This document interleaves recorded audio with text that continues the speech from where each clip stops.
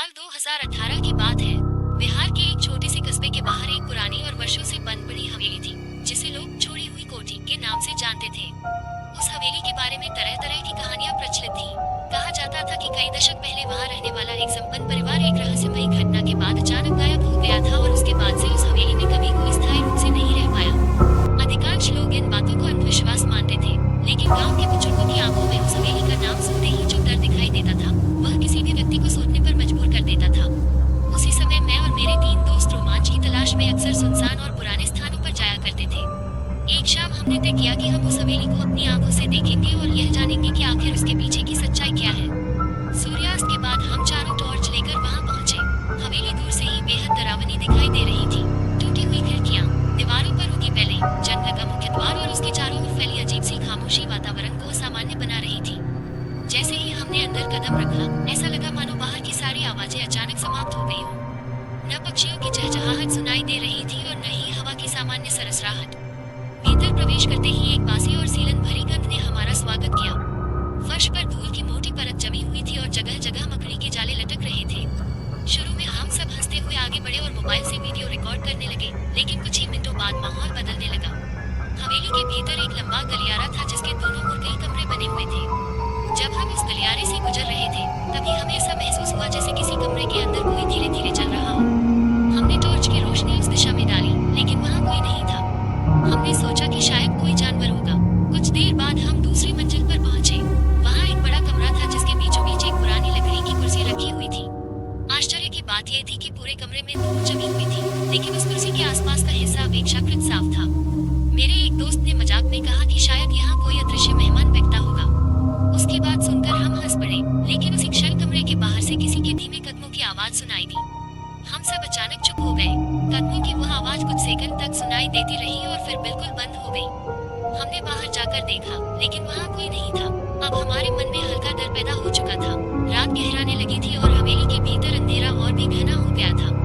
तभी मेरे मोबाइल का कैमरा अचानक बंद हो गया, जबकि उसकी बैटरी लगभग पूरी भरी हुई थी। मेरे अन्य दोस्तों के फोन में भी अजीब समस्याएं आने लगी। किसी का फ्लैश अपने आप चालू बंद हो रहा था तो किसी का नेटवर्क पूरी तरह गायब हो गया था। हम ये सब देखकर असहज हो गए। तभी नीचे के हिस्से से किसी चीज के गिरने की तेज आवाज आई। ऐसा लगा जैसे कोई भारी वस्तु जमीन पर गिरी हो। हम घबराकर सीढ़ियों की ओर बढ़े।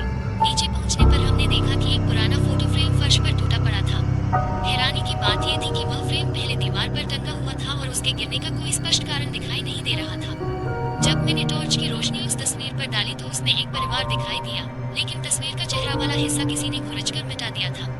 उस दृश्य ने हमारे भीतर अजीब बेचैनी पैदा कर दी। हमने फैसला किया कि अब वापस लौट जाना चाहिए। जैसे ही हम मुख्य द्वार की ओर बढ़े, मेरे पीछे चल रहे दोस्त ने अचानक मेरा हाथ कसकर पकड़ लिया। उसका चेहरा पीला पड़ चुका था। उसने कांपती आवाज में कहा कि उसने ऊपर की खिड़की में किसी को खड़े देखा है। हम सबने एक साथ ऊपर देखा। कुछ क्षणों के लिए हमें भी ऐसा लगा जैसे खिड़की के पीछे कोई आकृति मौजूद हो, लेकिन अगले ही पल वह गायब हो गई। अब हम तेजी से बाहर निकलने लगे। तभी हवेली के अंदर कहीं से बहुत धीमी फुसफुसाहट जैसी आवाज सुनाई देने लगी। शब्द स्पष्ट नहीं थे, लेकिन ऐसा लग रहा था जैसे कई लोग एक साथ बहुत धीमे स्वर में कुछ बोल रहे हों। हमारे कदम अपने आप तेज हो गए। मुख्य दरवाजे तक पहुंचते पहुंचते वह फुसफुसाहट और स्पष्ट होने लगी।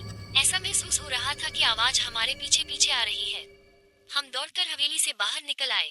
बाहर आते ही वातावरण सामान्य लगने लगा। हवा फिर से चल रही थी और दूर से कुत्तों के भौंकने की आवाज भी सुनाई देने लगी। हम बिना पीछे देखे वहां से निकल गए।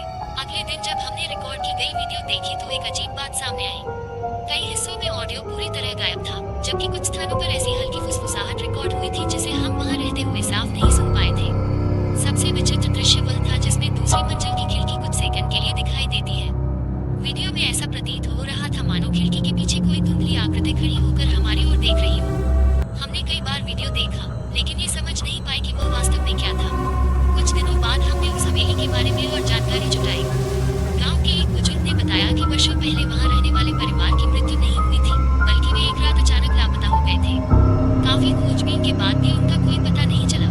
उस घटना के बाद से लोगों ने हवेली में अजीब आवाजें सुनने और अनजान आकृतियां देखने की बातें बतानी शुरू कर दी थी। आज भी वह हवेली उसी तरह वीरान खड़ी है। समय ने उसकी दीवारों को कमजोर कर दिया है, लेकिन उसके आसपास फैली रहस्यमयी खामोशी अब भी वैसी ही है।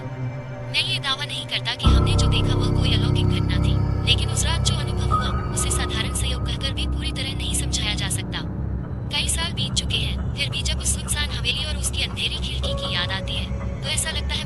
देखी नजर अपनी